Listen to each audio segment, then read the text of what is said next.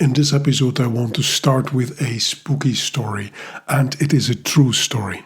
I once had a physics teacher who had the strong conviction that science is the ultimate and only way to understand the world.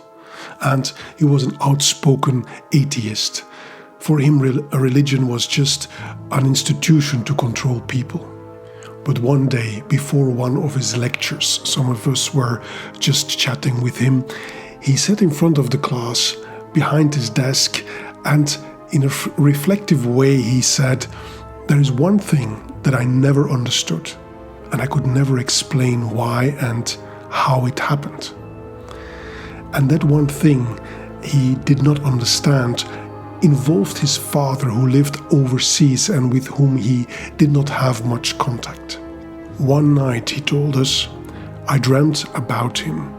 And in that dream, I learned that my father had passed away. Then he continued that the next morning, I told my wife about this dream, and a couple of hours later, the telephone rang, and somebody informed me that my father had passed away last night. That is strange, no? Now, there is something you need to know about this man before forming an opinion about his story. He was an exceptionally good teacher. I remember that he started the first lecture of the beginning of the school year with the famous second law of motion by Newton. And several lessons after that one, he taught us how we could derive many different formulas from this first one. He taught us this way because he did not want us to just believe something, as if it was some kind of magic. Instead, he wanted us to reason scientifically and by mathematical deduction find how the different variables of one formula were related to other formulas. So this man, this teacher who embodied a true scientist, told us that he had received an important and accurate message via a dream. Coming from this man, there was no reason to doubt his story. And I remember him saying, maybe science cannot explain everything, or maybe it cannot explain everything yet. Now, others might say that it was some kind of magic. Maybe it was a spirit from the other side who provided information to a living person. But that is hard for me to believe because I'm rather skeptical about such things. That is why in this episode I explore this topic more by sharing with you a fascinating book written by a scientist that talks about such phenomena that some call magic. Ready for it? Then put on your skeptical thinking hat and let's go. And welcome back to Bold Books and Bones.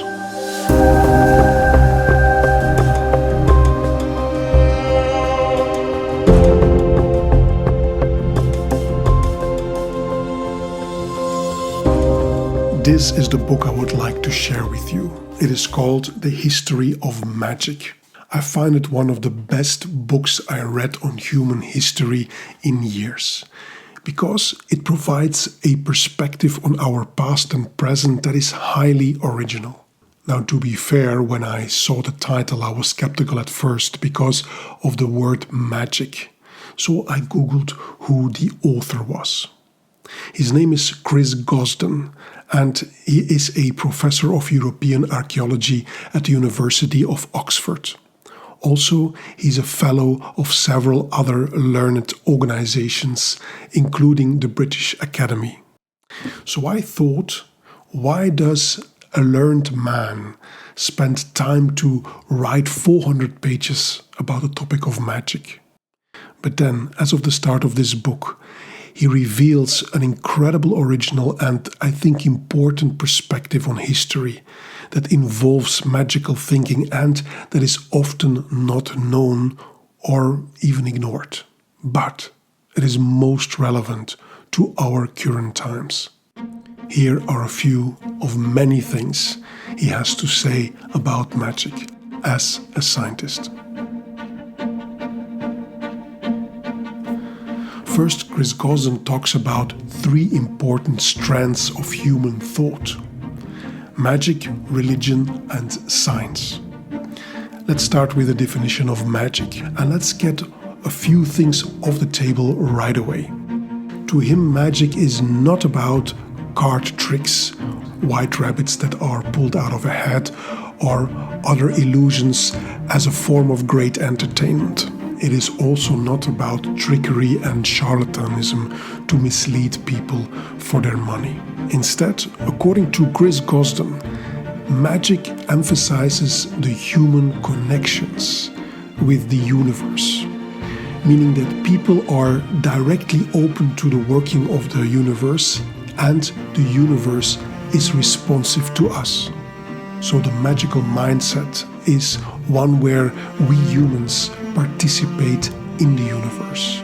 Next, he describes religion, and to him it is a mostly primary relationship that we humans might have with a god or gods. So somehow there is an intermediate relationship with the universe. And finally, according to him, science and the scientific method has made us observers of the world. So science putting us outside of the world. And as observers, we try to understand the physical reality of the universe. And here it becomes particularly interesting, because he argues that when we humans are confronted with big issues of birth, life, and death, or if we want to cure illnesses or protect us from harm, or if we have the desire to understand the past or to predict the future, we humans have through time developed three main strands of thought to deal with these big issues, namely magic, religion, and science. And this makes absolutely sense to me.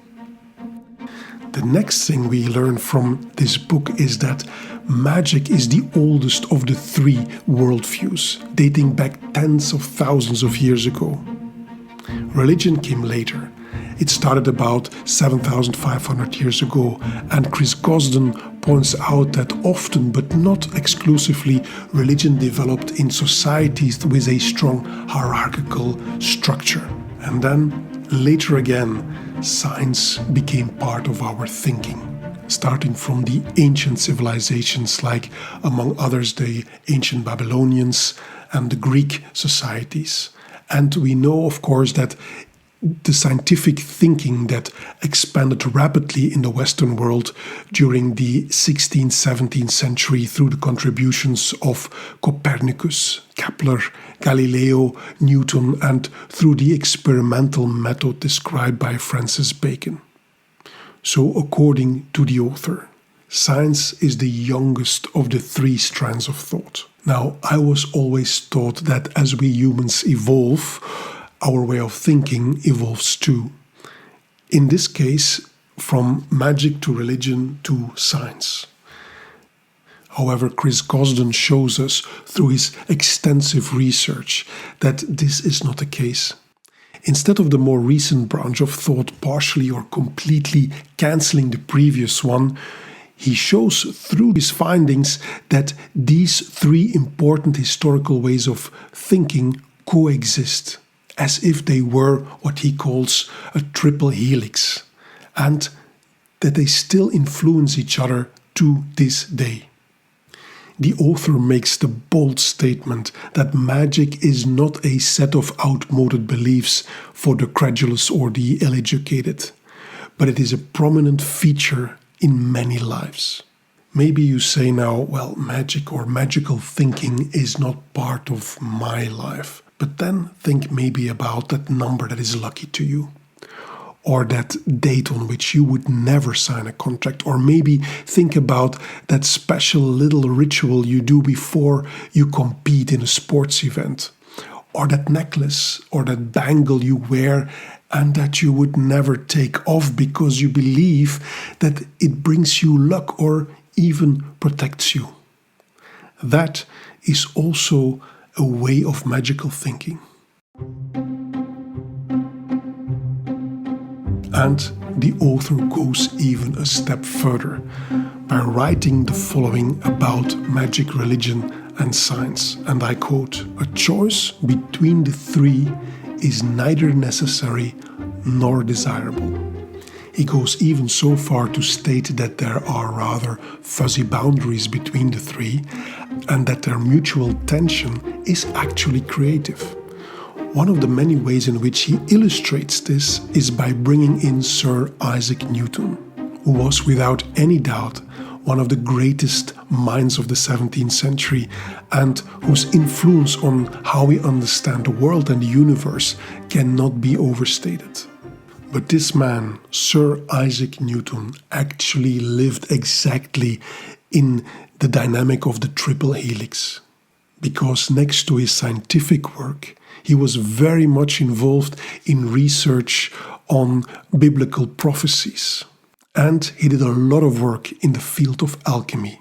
However, this information, especially his involvement in alchemy, was seen by some people as somehow an inconvenient and a rather embarrassing fact about this great man. Now, if we look at recent research about Newton's work, then it shows that his greatness did not exist despite his work on prophecies and alchemy, but rather also because of it. Therefore, I can't wait to share with you a full episode on the topic of the alchemical work of Newton in the next episode of Bold Books and Bones. Now, if you like this content or any other content on my channel, then feel free to subscribe, like and share it with others. In that way, you can support my channel. Thank you very much. Back to the episode.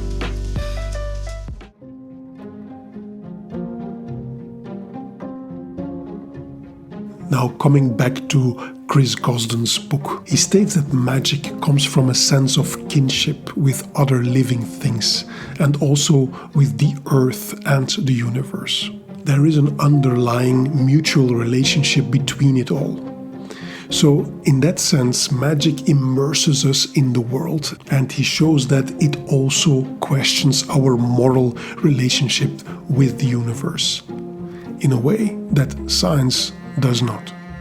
This is because if we see ourselves as deeply immersed in nature and in the universe, would we then harm our planet through the pollution of air and through the destruction of the biodiversity? Now, to underpin all these statements, he did the work to bring us on a journey starting 40,000 years ago, all the way back to the modern times. He illustrates through archeological findings and through many manuscripts and books that we can still consult today how magic has been an important part of our human lives across the world and since the known beginning of our human existence. One of the archeological findings he describes and that I found fascinating and somehow beautiful is a recently discovered burial site of 12,000 years ago. It is located in Hilazon-Tartid in Galilee, and in it rests a small, elderly and disabled woman. And around her are several objects. There are, for example, shells of 50 turtles. There is the wing of a golden eagle, there are marten skulls, a leopard pelvis and other animal and human attributes.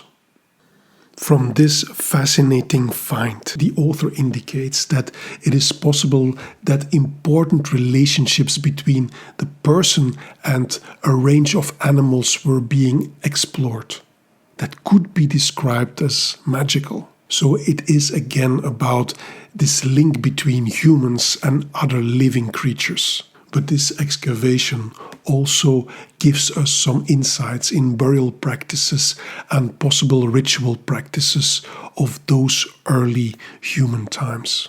The book is packed with many of such fascinating and intriguing discoveries and observations. I was particularly interested in how the relationship between the living people and their ancestors has been defined and maintained in different cultures, especially in ancient China. and how magic has shaped our thinking and how it is present today. The author even touches upon topics like, is the universe sentient? To me, this book provokes reflection. And what it mainly wants to say, at least in my understanding of this book, is that we humans can not fully understand the universe and nature as long as we don't reconsider our position in nature. We are not just observers, but we are a part of a vast and complex system where many different forms of intelligence coexist and where everything is somehow connected with each other, meaning that every piece of the system can influence the whole. This is a way of thinking that finds a lot of support in many recent biological and ecological studies. Now, after I read this book, I was wondering that maybe it is this connectedness that my skeptical physics teacher had experienced when he received the message about the passing of his father. At least one thing was certain to him, namely the fact that he received this message via a dream had to him nothing to do with religion, and it had nothing to do with the science. I highly recommend this book, The History of Magic by Chris Gosden. Let me know what you think about this topic, and I look forward to welcome you in my next episode. Meanwhile, stay curious and stay free. Bye for now.